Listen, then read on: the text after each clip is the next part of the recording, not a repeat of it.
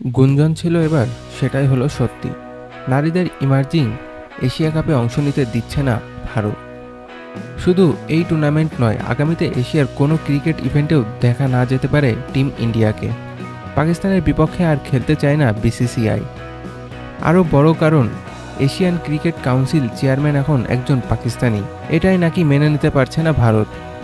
সূত্র বলেছে Pakistan cricket Asia থেকে আলাদা করতে চায় তারা।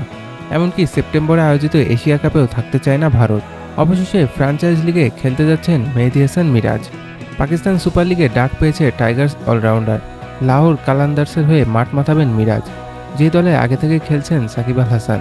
বিদেশি লিগে এটি হতে যাচ্ছে মিরাজের প্রথম অভিজ্ঞতা।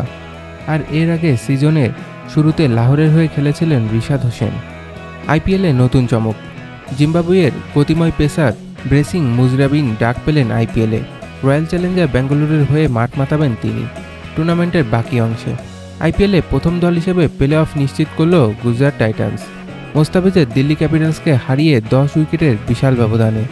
গুজরাটের জয়ের নায়ক শুভমান গিল আর সাই সুদর্শন দুজনে মিলে গড়েছেন 205 রানের অবিচ্ছন্ন জুটি।